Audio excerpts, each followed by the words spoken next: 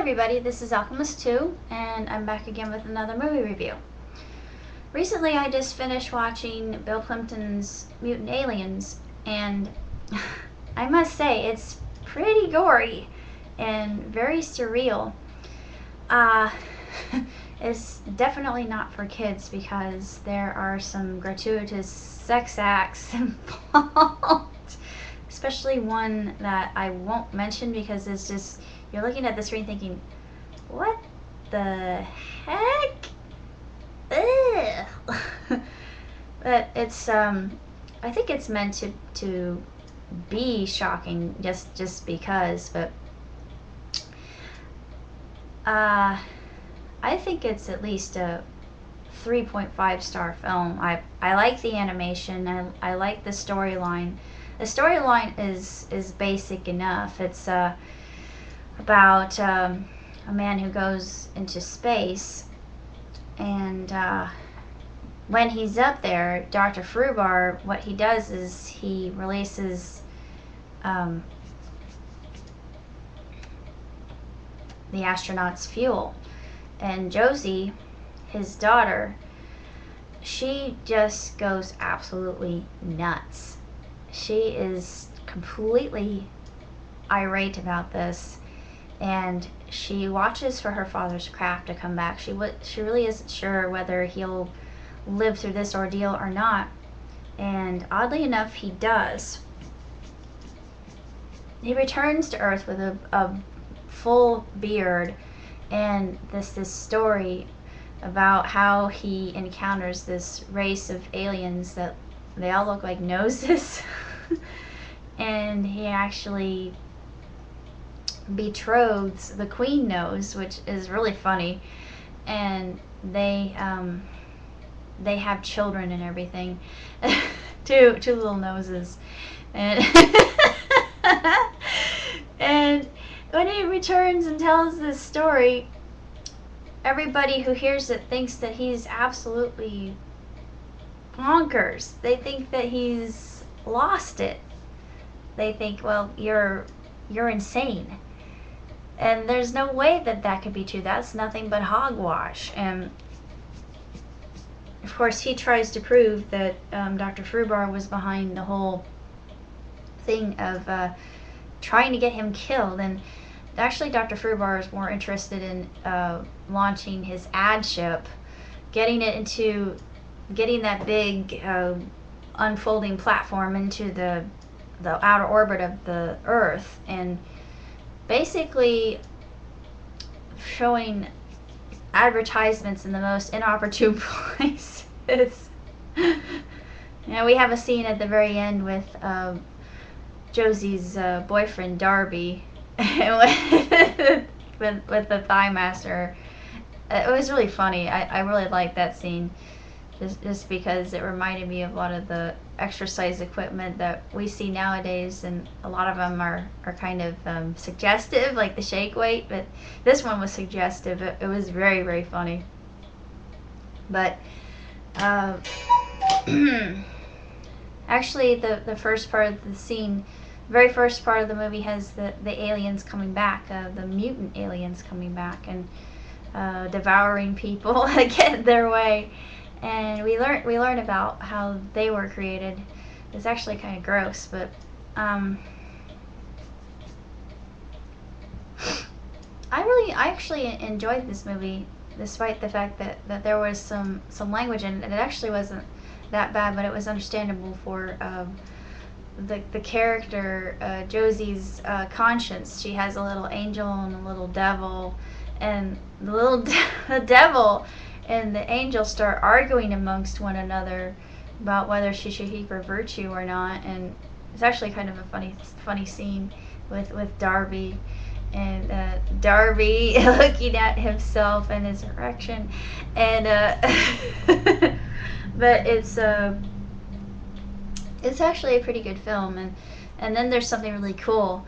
If you go to the menu, there's special features, and you can watch the diary, the video diary that Bill put together, and it's really neat. I was surprised that he allowed something so intimate, and people look into his life and seeing how he comes up with the ideas that he does. And he actually admits that in the 60s he was taking some rather heavy duty drugs. I thought, yeah, well, that makes sense. That's why you see all the weird stuff that you do. Glad you don't do it now, buddy. But just, that's, I thought it was rather remarkable that he admitted to that, because it shows a lot of character, I think, and that he's not doing that any longer, because it's not a good idea to do drugs that burn your synapses and leave holes in your brain, basically, because you can't grow back neurons. But I really like this film and how different it is from other movies I've seen, and the humor in it. The humor is typical Bill Plympton humor.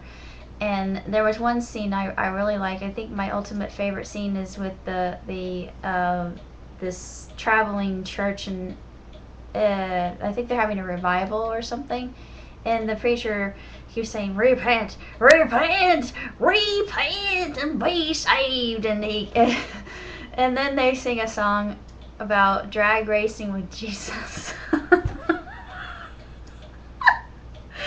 And I don't know why, but I was cracking up. That was my favorite scene in the whole movie. Oh no, you can't. Oh no, you can't.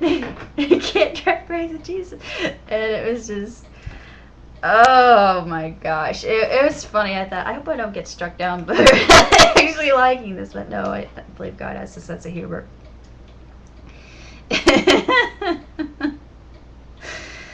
It was just I love that scene. It's just so funny, and I would watch it again just for that.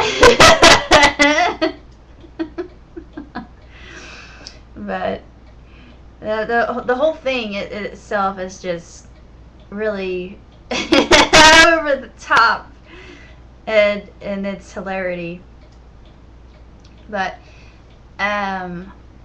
I just have to say this is not for kids at all, because the creatures themselves are rather twisted, and the humor, the innuendo, it's a little bit could be a bit pornographic, and little kids shouldn't be exposed to that.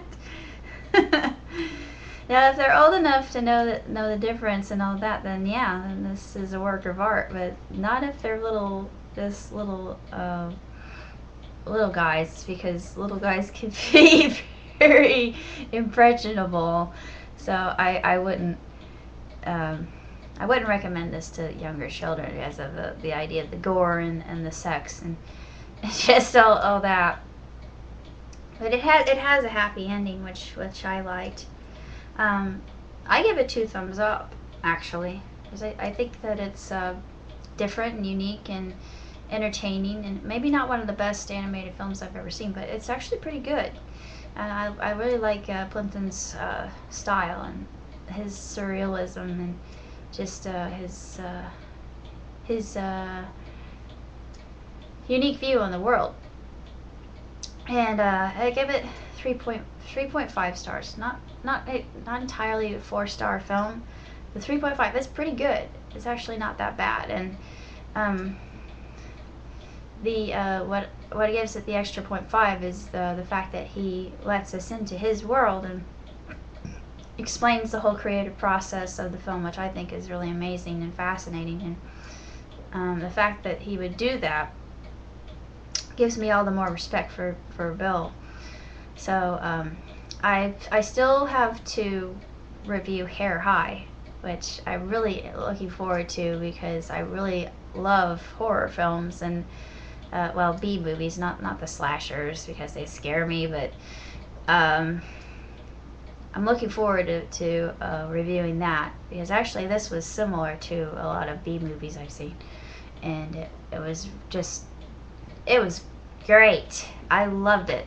And there were some scenes I didn't care for. I thought that were extraneous and didn't really need to be there, but I guess for the telling of the story it made more sense, and it didn't really offend me all that much. And like I said, I think it was there for the shock value only.